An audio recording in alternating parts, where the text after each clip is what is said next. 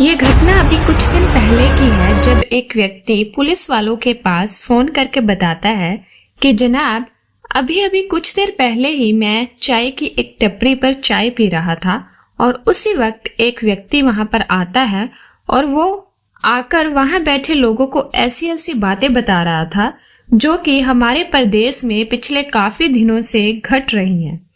दरअसल ये आदमी थोड़ा पागल सा तो लग रहा है, लेकिन अगर इसके सिर के बालों और हुलिये को देखा जाए तो ये बिल्कुल वैसा ही लग रहा है जैसे आपने एक दो दिन पहले वो स्केच जारी किया था।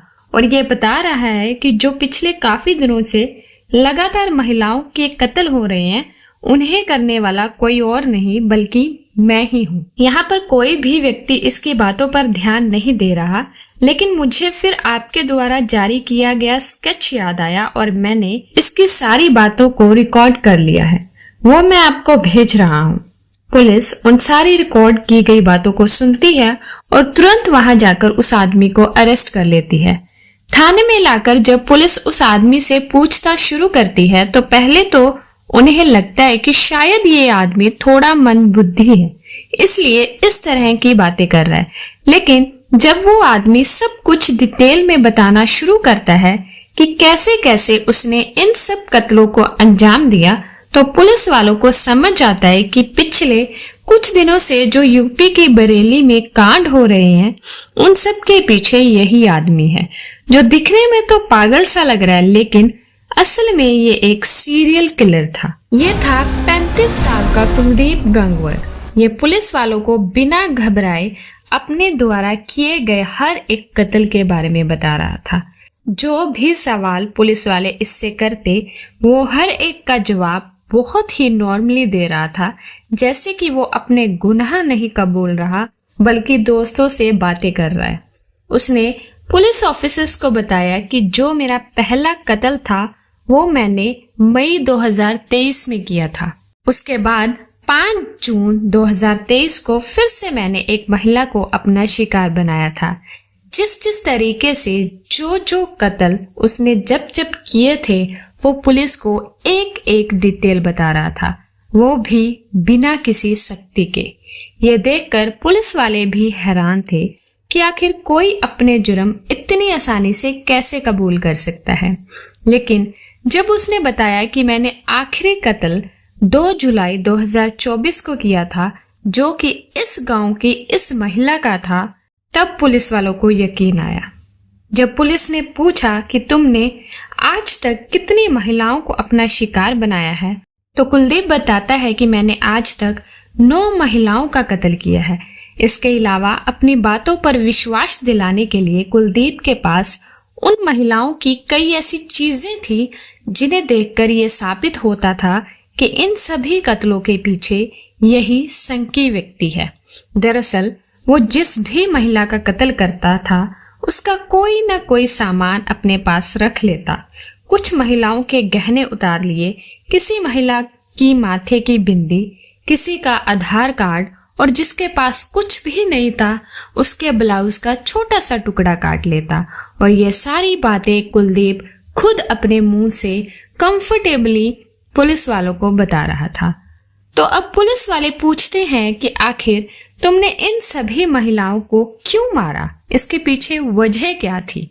तो कुलदीप खुलासा करता है कि मैंने इन सभी महिलाओं को फिजिकल रिलेशन बनाने के लिए कहा था, लेकिन इन सब ने मना कर दिया। उल्टा मुझे बहुत गालियां दी और भला बुरा कहा, जिस वजह से मुझे गुस्सा आ गया और मैंने सबकी जान ले ली। फिर पुलिस उसको एक और नया सवाल करती है, जिन सब का तुमने कत्ल किया उनकी उम्र 45 से 60 साल के बीच की थी और तुम सिर्फ इन बूढ़ी महिलाओं को ही क्यों अपना शिकार बना रहे थे? तो जिस पर उसने बताया कि मैं अपनी माँ से बदला लेना चाहता था, लेकिन उनसे तो नहीं ले पाया, लेकिन उनकी उम्र की जितनी भी महिलाएं यहाँ घूमती थी उन सब से मैंने बदला ले लिया। पुलिस वालों के दिमाग में अभी भी बहुत से सवाल थे, लेकिन सबसे पहले कुलदीप को असली कातिल साबित करने के लिए प्रूफ ढूंढना शुरू करती है। इसलिए कुलदीप का कत्ल करने का तरीका देखने के लिए वो उसे जंगल में ले जाते हैं और वो उसे वहां एक नकली डम्मी दे देते हैं और उसे डम्मी के साथ भी वही सब करने के लिए कहते हैं जो उसने उन महिलाओं के साथ किया था।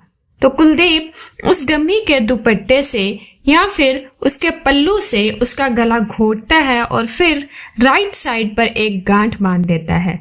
गांठ बांधते ही पुलिस के दिमाग में उन सभी महिलाओं की डेड बॉडी आ जाती है जो बिल्कुल इसी कंडीशन में मिली थी, जिससे ये साबित हो गया कि यही असली कातिल है। अब पुलिस आगे की पूछताछ शुरू करती है, जिसमें वो पूछती है अगर तुमने इन सभी महिलाओं को फिजिकल रिलेशनशिप न बनाने के लिए मारा था तो किसी भी डेड बॉडी की पोस्टमार्टम रिपोर्ट में रेप जैसा तो कुछ नहीं मिला। तब कुलदीप बताता है कि मैं रेप नहीं करना चाहता था, मैं इन सब की मर्जी से रिलेशन बनाना चाहता था, इसलिए जो मान जाती थी उसे छोड़ देता था और जो इनकार करती थी उसे मार देता था।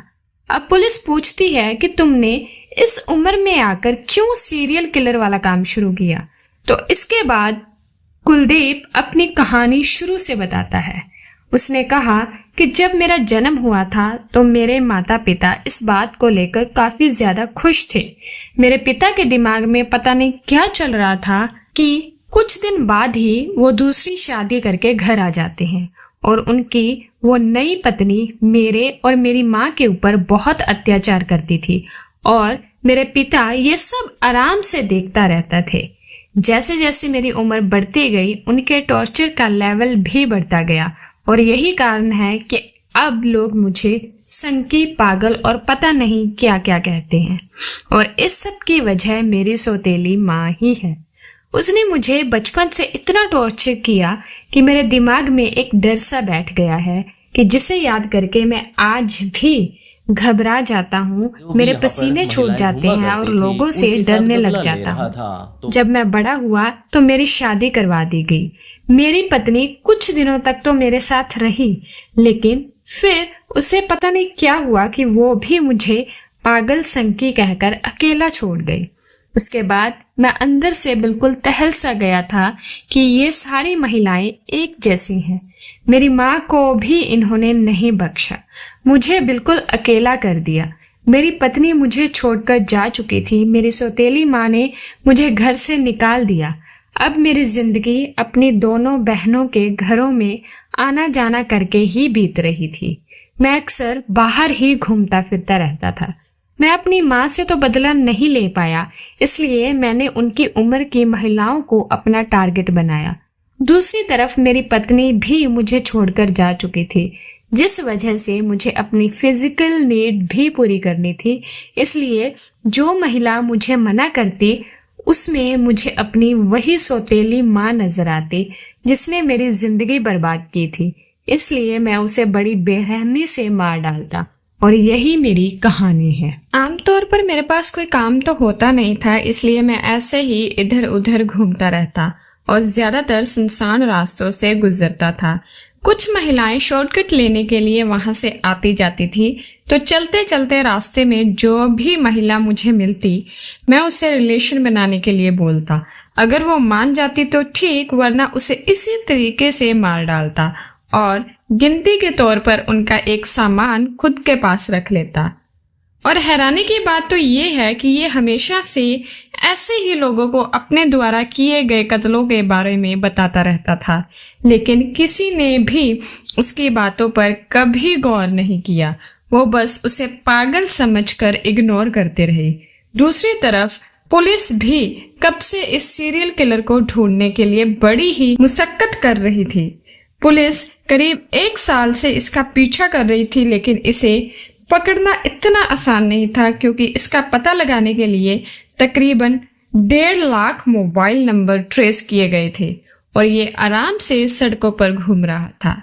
तो लगभग 100 पुलिस वाले इस कुलदीप सीरियल किलर के पीछे लगे थे, लेकिन ये ना तो किसी के हाथ लगा और ना ही किसी कैमरे में कैद हुआ। उसका जो स्केच तैयार किया गया था वो लोगों के बयान के आधार पर किया गया था, क्योंकि इसे मौकाई वारदात के आसपास देखा जाता था। अब कुलदीप गंगवार पुलिस कस्टडी में है, लेकिन उसे किसी भी तरह की सजा का कोई डर नहीं है। वो बड़े ही आराम से मीडिया को इंटरव्यू दे रहा है, पुलिस ऑफिसर्स को हाथ लगा लगा कर फ्रेंडली तौर पर बातें कर रहा है। शायद इसकी मेंटल स्टेट ही ऐसी हो चुकी थी कि इसे सही गलत का फर्क नहीं समझ आता, और इसकी वजह वो ही बचपन के टॉर्चर्स हैं, क्योंकि बचपन में हुई घटना अक्सर दिमाग पर एक गहरा इम्पैक्ट छोड़ जाती है। खैर, अभी तक कुलदीप की केस की सुनवाई बाकी है। आपके हिसाब से इस संकीर्ण सीरियल किलर को क्या सजा मिलनी चाहिए? कमेंट करके अपनी राय बताएं। तो ये था आज का केस। मिलते हैं एक नए केस के साथ, तब तक के लिए अलविदा।